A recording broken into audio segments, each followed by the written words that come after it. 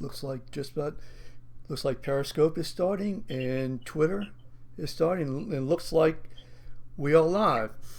Hi everybody, this is Steve Sabludowski, publisher of BayouBuzz.com, and today we're going to be talking politics with a friend of mine, somebody I do really respect, retired Colonel Rob Maness, and basically I had asked. I saw something that he posted today, and it just struck me as being very interesting. And so I wanted to get the colonel, retired colonel, on air with us. Now he is on air by phone, and so good afternoon, Rob, Colonel. How you doing today?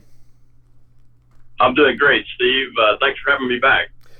Well, listen, I think we're hitting a home run. I just want to let you know this is your third time that you've been doing this with me. And right now we are doing this live, believe it or not, and I will know for absolute certain on the combination of Periscope, Twitter, Facebook Live, numerous locations, Facebook Live, YouTube, and on LinkedIn. How about that? So, That's amazing. Isn't that amazing? Okay, let's talk about, first of all, why don't you give us a quick background, retired colonel. Tell us about your career. Well, I spent 32 and a half years in the U.S. Air Force. I started out as an enlisted guy, did bomb disposal work, fighting against terrorism, and those kind of things as a very young man, and also became eventually a nuclear weapons operations planner and expert after I finished college and started flying in the Air Force. And commanded a B-1 bomber squadron, commanded an Air Force wing, the sixth largest base in the world, and have been on the joint staff at the Pentagon in a nuclear operations planning role, and in the planning role as a response to the 9/11 attacks. I was a survivor of the Pentagon attack on 9/11. Okay. And after I left the Air Force, 2011, went to work for Entergy Corporation as their director of safety, and lost my mind in 2013 and went into politics and ran for the U.S. Senate against Mary Landrieu. And we lost, came in third then. We took another dip at it when Senator Vitter decided to retire on short notice, and unfortunately came up short there again. And right now we're running my super PAC, it's GatorPAC.com, and running my business, the Iron Liberty Group, and we're slowly building that up into a digital media business, and we're even looking at a little bit of radio here soon. Oh, how about that? Now, right now, you're calling in from your car. I just wanted to, everybody to know that right now you're calling in from your car. So if anybody wants to call in the show, I posted a telephone number on the screen here. It's got a 1408 number. It's toll free, and it also has a meeting ID at the bottom. They can call in, and we can be more than happy to field their calls. So you've got this incredible military experience background, and today you posted something that I thought was very interesting. You pride yourself on being a real constitutionalist, and you question the constitutionality, am I correct, of this operation? Speaking of the U.S. attack on the country of Syria? Right. I'm not, yes. Yeah. You do? Yeah. Okay. Yes, I do question it. I questioned it when President Obama wanted to do the same attack in 2013 for the same reasons. And in that case, the Congress rose up and told him they weren't going to approve it. And in this case, the president went ahead and did the strike without going to Congress first on a sovereign country that he has not been authorized to conduct combat operations against that country. Okay.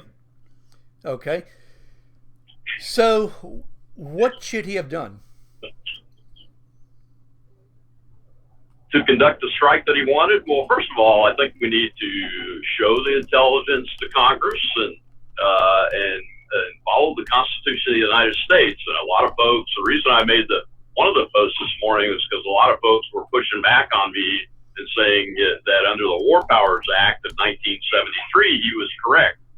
But that's not true either. And the War Powers Act specifies three different situations that drive you into that act, and none of those are covered by this so-called national interest that was created for this strike about the use of or the violation of the chemical weapons treaty, and that being a vital national interest of the United States. So, in my opinion, the War Powers Act didn't cover it, and the president was required by our law to come to the Congress and have the Congress vote on whether we should be getting involved in a country that's embroiled in a civil war that has multiple factions fighting each other, including the government. That the intelligence on the ground that's available to him to make decisions is questionable at best, Really? regardless of the technical intelligence that he was presented. He was presented some good technical intelligence. I'm not questioning it, but I'm questioning what intelligence on the ground he was given to show, in fact, that the chemicals came off of that aircraft. Okay. So you have real questions as to whether or not the information that he received and where he acted upon that information, whether or not it was in fact the Syrians. Is that what you're saying? Well, yeah. I mean, the information they showed on the television was that they showed the aircraft and its takeoff position, its flight path, where it hit its target, and that's all quite believable based on our technological capabilities that I'm aware of, having been in a senior command position in the intelligence business. But my question is, how do we know that the aircraft was carrying chemical weapons and that the chemicals at this place of the target actually came off the aircraft? Because we've seen before that, you can strike a target, and if it's a facility that happens to have that chemical there, it could be dispersed also. So our intelligence on the ground in Syria is questionable, and the president even admits that because of his policy about admitting refugees from countries like Syria, where we have very little intelligence to vet those refugees. And it's the same concern, and logically, you would think that we would want to know the answer to that question, and I just don't know, and they haven't said it, that they had the answer to that question. So from a technical and intelligence perspective, I'm not sure he had the best information available to make the decision. Are you? It's funny because I never really even questioned that aspect. I haven't heard anybody question it other than yourself. Maybe somebody has. I just haven't heard it. So look, I think it's very interesting, and I think it's worth considering. Have you heard anybody else question that? Yeah, I've heard it in the social media realm and seen it, but that's not really the driver behind my objection to it. The biggest driver is what is the president of the United States' role in this?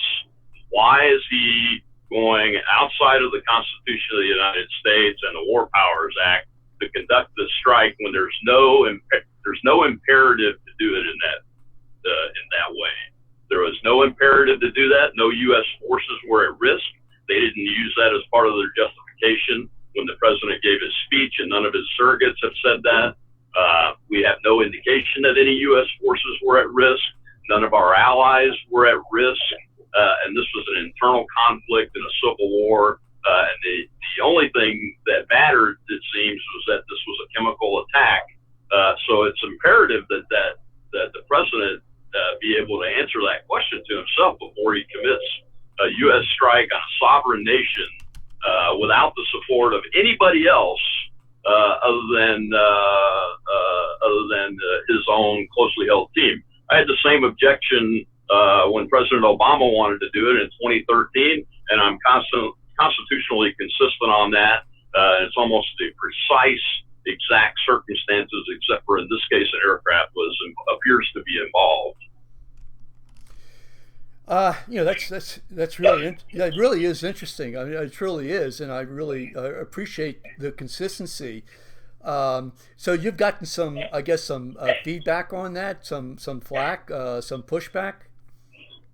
No, it's about 50-50. You Okay. know, Okay. the interesting thing is the feedback that I get from my peers that are combat veterans that I served with that were commanders also in combat and in peace. We all appear to be on the same page that this was an extra constitutional combat operation that didn't have to be conducted the way it did for even operational reasons. I appreciate their desire to want tactical surprise, but they gave that away when they notified the Russians 90 minutes before the targets were struck. And the Russians were on that airfield. So I question the viability of spending $59 million in cruise missiles to strike targets that may or may not be there, because the coordinates of the targets are loaded into the missiles before they're launched, and they can't be changed after launch. So if they're striking aircraft and those kinds of things, the aircraft were most likely moved. And I have yet to see the bomb damage assessment, what we call BDA in the military intelligence business. But I look forward to seeing the BDA to see how effective these strikes really were. But in the big picture, on the objective of the strategic objective of whether it's going to stop anybody from doing anything, I would note that there are news reports already within a few hours ago that Mr. Assad is already flying, the Syrian Air Force is already flying from that airfield. So I question the veracity of the effectiveness of the attack itself. That he's already flying from it. Wow, that's Yeah. um, And okay. even greater, I have even greater issues that the first act that happened was the Russians decided to back out of their agreement to coordinate combat aircraft and airspace, and that immediately puts our forces that are on the ground in Syria, U.S. Marines and Special Operations Forces, at immediate risk, because we no longer have awareness of what the Russian and Syrian Air Force is doing and where and when and who they're bombing. Okay. Number Okay. two, our combat air forces are flying combat sorties daily around the clock to hit Islamic State targets in that country, and it puts them at immediate risk of conflict with the Russian Air Force and the Syrian Air Force. But the greater risk is from the Russian Air Force because they're more prolific in the greater numbers there, and they're better tactically. So that's a major risk that we've taken there, and the immediate response from the Russians was to break that agreement. And that puts our troops at risk, which I might add that there's no authorization for U.S. Marines combat forces from Congress to be on the ground in Syria either. And several of us that are military experts have pointed that out consistently over the last 6 months since it started to occur. So, look, the information that you're providing is absolutely, I think at least, it's eye opening, and I certainly don't want to. I don't want to criticize anybody, certainly president at a time where our forces, and certainly you don't.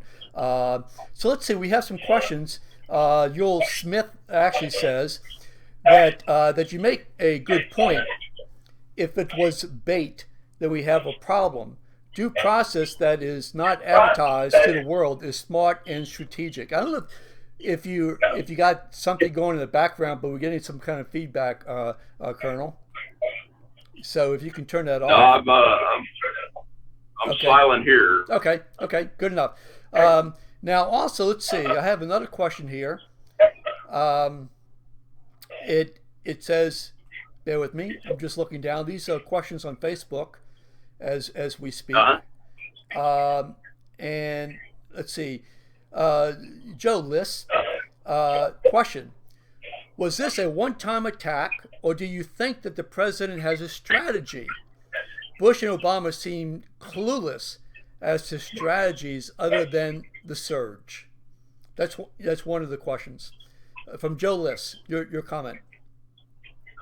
Well, I didn't quite understand the first question, Steve. It was a statement It was more or of a a question, statement. but Joe's question Yeah. I do. Joe's question I do understand, and I would just say that I'm not really sure, based on what I'm hearing from the folks that want to go to war a lot, like Marco Rubio So they're making a point to say this was a measured response. It was a one-off. There's no indication of a wider war. But the conflicting part of the information that I have is that the Secretary of State, and I don't have the statement in front of me, apparently made a statement sometime in the last 72 hours or some hours after the strike that we may be looking at some sort of regime change of a strategic nature in the future, and that is a very high concern, and they need to go to Congress to talk about that, especially now that we've committed this airstrike, and they've got to get back within the law from the national perspective and make sure that we're doing the processes right. Because this is the United States of America. We're not some banana republic. We don't have strongmen presidents, and we don't have strongmen generals. We are a democratic republic, and the Constitution of the United States is what should be driving us. And by the way, that's what this man ran on, and I expect him to live up to what he believes. And what he believes is exactly what I said about President Obama in 2013. He said exactly what I said, that President Obama needed to go to Congress, that getting involved in a civil war in the Middle East and Syria was not the best option, and that he needed to consult with Congress and go before Congress before he proceeded on that operation. And they just conducted the same operation that President Obama did, and that Mr. Trump decided that he needed to do. And I'm not questioning his decision. What I'm questioning is, did the United States of America do the right thing? Because the president is not the United States of America alone. We are. Right. And it's our responsibility. It's our responsibility to question things if we don't think it was the right thing to do. And I don't think it was the right thing to do. You know, the consequences that we've seen so far, the dissolution of the combat airspace coordination agreement, the fact that a Russian warship is headed into the Mediterranean to check out the vessels that shot the cruise missiles and confront them, and the fact that Assad is already flying combat sorties from the airfield again, according to the media reports, that those consequences could be very devastating to our forces in the arena that are already there, and any future forces that we put there, and could open this up into a much wider war. But from what I understand, the focus based on the spokesman and the surrogates is that it was a measured response and a one-off. But unfortunately, we professional warriors and commanders know that the enemy always gets a vote, and the enemy is voting. That's what those things I just rattled off are, is that the enemy is voting. And now we have an enemy that's called Russia and an enemy that's called Syria. And when they vote, it's not going to be in our favor. Oh, okay. Now let everybody know. And I fully support. Yeah. I fully support. I want to say, no, Assad's a bad guy. I'm going to interrupt you. He's a bad man. Yeah. I'm going to interrupt you and say that there aren't too many people who have been as supportive to Donald Trump as you. I've seen it on social media. I know that you weren't an original supporter of Donald Trump, but certainly over the last say 6 months, you've been absolutely behind him. So what you're saying, you're not taking lightly. I don't think anybody should take lightly. Go ahead. But and I was going to say that I think Assad is a bad guy. He's a terrible guy. He's a monster.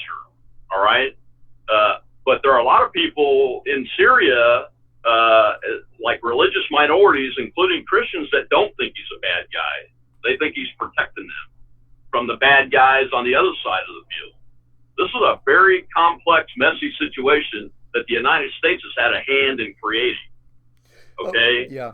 And I understand the need and the desire to want to say there's a new sheriff in town, but to do it with the use of military force, the way this was just done, is against the standards of the United States of America and the Constitution that we're all supposed to be defending. And I'm defending the Constitution of the United States right now. That's what I've done all of my life. And it's hard to do when everybody's, a lot of people are opposed to you, because a lot of folks on the Republican side of this they wanted to see it. You've seen all the statements today from the Right. leadership in Right. Washington and those kind of things. It's great. It's in full support. Well, what were they saying in 2013? Yeah. Yeah. The Yeah. consistent people were Rand Paul, myself, Senator Mike Lee. I don't know what Senator Cruz has said, but Congressman Massey, Congressman Amash. We are the constitutionalists. And if we're going to defend the Constitution, then we have to do it when it's hard, too. And it's hard. So this is not a dig on the president or anything else, but we've got to do this right. You know, we in the GOP complained about Barack Obama not following the Constitution, and now we have a president that's not following the Constitution in the most serious event that a president can do, committing American forces to war. Okay, so Chad Robichaux said that he can't watch it today, but he said, ask my friend Rob Maness, what do you think the implications of the strikes in Syria will be? And I think you pretty much have done that, but any further thoughts about it? Well, I think in the short term, what I've described as the consequences are going to continue to accelerate, and it's potentially caused an escalation in that conflict. That could really potentially, I mean, the potential's there for it to escalate into a much wider, much larger conflict and war, all-out war across two continents. So that's a potential that's there, unfortunately. And I think the president has been sorely served by his political advisors in this regard. And quite frankly, I don't want to go back to a George W. Bush style of Republican interventionism, and I don't want to be a Barack Obama style interventionist either, because all of those interventions that have been done, other than our response to the attack on 9/11, which we're still embroiled in because it became a nation building exercise, have been the wrong things to do and have caused much of the situation that you see on the ground and the air in Syria today. So, you know, I wrote a column. I wrote a column about a half hour ago, and you know, one of the questions I was asking is what does this do to America first? I mean, you can argue that it's very consistent because it's putting America first in terms of making us safer and more powerful, and sending a message to the rest of the world that we're not to be played with. But on the other hand, what it does, it says that we're going to be involved in the middle of a civil war, possibly. Your thoughts? I don't personally think that it puts America first. I think it puts America on the back burner again, just in a different way. I understand the desire to want to show the world that there's a new sheriff in town and that we're strong again. But remember, we've got a weakened military based on the budgetary policies of the last few years, and that we're doing things like this on top of that while that military is heavily engaged. You know, I'm very concerned about the level of risk of escalation. We've already seen some beginnings of that. I hope and pray that doesn't happen, and that it just is taken as a shot across the bow, so to speak. But shots across the bow don't destroy things. And we destroyed things and probably killed and hurt a lot of people last night. So it's not just a shot across the bow, and there's no such thing as a measured response or a surgical strike. Us people that have fought these wars know that. Okay? A measured response is not a measured response because the enemy always gets to vote after you do your response. So you can be as measured and as surgical as you want, but that doesn't mean anything to the enemy that you just engaged. So we've got North Korea. You don't think this is sending a message to North Korea that, hey, you know, we're not afraid to use force? Oh, that's not what I said. No, obviously it's sending a message. Yeah. But the potential for increased escalation is very, very high in this situation. And when you do a shot across the bow, you don't destroy things in an outright manner. You send a signal using your military forces. So it's not a shot across the bow. I mean, this is an actual combat operation, whether you used robotic missiles or not. And there are going to be, and there already are, consequences of that. So the North Koreans could just as easily say, well, we've got to shoot these first before they come and attack us. Okay. I mean, there's just as much a possibility of that occurring as there is of them being deterred. Right, right, right. I certainly can understand that. So one of the things that crossed my mind was that just the other day, Rex Tillerson, Secretary of State, made a statement about Syria, just making its own decision, guiding its own forces, and some people have interpreted that as being a open opportunity for Assad, to be able to say, "Hey, okay, we're safe." And the next day, I think they went and presumably launched the attack. Is there? I mean, do you believe that there's some connection between what the Prime Minister, I'm sorry, what the Secretary of State said, and then the next day suddenly an attack? Well, the reason I question whether these chemicals actually came off of the Syrian aircraft that dropped the bombs is that logically it doesn't make any sense, because Mr. Assad's winning. He's winning. He had everybody on his side. The Russians, the Iranians, the Americans, the UN. I mean, everybody was saying, including Tillerson, right? In that statement there, that leads me to question even more whether we got this totally right with our information as far as where those chemicals actually came from.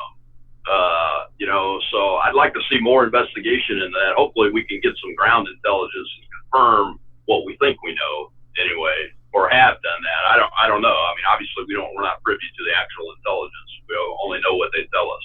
Right. But it's not logical that Mr. Assad would take a step like that when everybody's on his side at that point. Even Tillerson and President Trump were making noises like they were on his side. So I think it's more likely that he would be restrained on the use of chemical weapons or something as drastic as that when he's winning, and when he's got this combination of messages of support from so many countries and organizations. Interesting.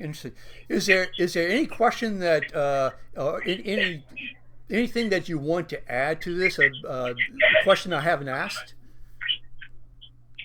Well, folks got to remember that when you have a country like ours and a set of laws like ours, don't forget that on the Republican side, they were fighting for constitutional rule of law over the last 8 years. How many times have you heard that? And now all of a sudden, because their man's in office, he goes and does the same thing that the last president, the exact same thing the last president was stopped from doing because it wasn't the right thing to do for the United States of America under these circumstances. And he does it, and those very same people are now cheerleading on the sidelines. I'm not going to cheerlead. I'm going to stand with the Constitution. It's not personal. It's not about who's in office or what party's in power. We need less of the partisanship and more of the constitutionalism. Sure. Not just everyday Americans, but those that are in office. And that's what our country's been lacking. And that is a criticism of folks that are in power in both parties at the national level, especially. Right. So moving off into a different direction, hold on one second. Let's what I'm going to do real quick is this. I put up on the screen, I put up a Twitter. So those people who are actually watching this might wonder, well, what's Twitter doing up here on the screen? And what I have is the latest comments. Here's an article, I should say, that I'm looking at. It says that Trump's Syria assault threatens his dream of warmer U.S. relations. As I scroll down, and the people watching can see what I'm scrolling down, it says Trump is confident the U.S. military strike on Syria wiped out Russian, I can't see I'm sorry, I cannot see Russian. I have to click on it to see exactly what he said. Here's some from CNN. Trump repeatedly to Obama in 2013, don't attack Syria. Let's see. Just looking real quick. Bloomberg TV. President Trump wraps up a busy day meeting with China Prime Minister or President. So there's a lot going on. So speaking of what's going on with you and your political life? Well, Gator Pack is going to be working with a group called the Louisiana Power Coalition to support different legislation and work in opposition of legislation that we don't think is suitable, is good for Louisiana's liberty and prosperity during this legislative session. So you're going to see a lot more of me personally in the legislature, working with the legislators, trying to get the good bills that we think passed, and trying to keep the bills that we don't think are good for our liberty and prosperity from being passed. You're going to see a lot of that, and Gator Pack will be putting out a weekly email update about that. On the business side, my business, Iron Liberty Group, is growing. The Facebook and Twitter pages that you're using today are part of that business. We're in negotiations to have a 2-hour weekly radio show called Iron Liberty News. We've already got publishing on the Apple News channel. If you have iOS 9 or above on your phone, you can get Apple News and find and follow Iron Liberty News on that. It's just our little attempt to put what we think is the real news out there and help proliferate that, fight against what we see as fake news sometimes. And I think more citizens should be doing that. So we've gone that direction in my company, and you can see more about that on robmaness.com. And if you want to support us, we're raising capital to start the radio show. So please feel free to make it a small investment to help stand up the radio show at robmaness.com. How about that? We'll have to link up with you with the social media. This is really exciting. Well, Colonel Rob Maness, listen, thank you so much. I really greatly appreciate your taking your time and being with us. You made history. Probably the very first ever broadcast on LinkedIn, YouTube, Facebook, Twitter, Periscope, and on various pages on Facebook, as well, of course, on my website, live, simulcasted on BayouBuzz.com. And listen, this is your third show with us, and I really thank you very much for your taking your time and being with us. Absolutely. Well, thank you very much, Steve. It's my pleasure. And I would just remind everybody to pray for our troops and their families, and that the president's able to make the best decisions that he can. He is the commander-in-chief. Absolutely. Thank you so much. Really, take care of yourself. Be safe. God bless you. Bye-bye. You too.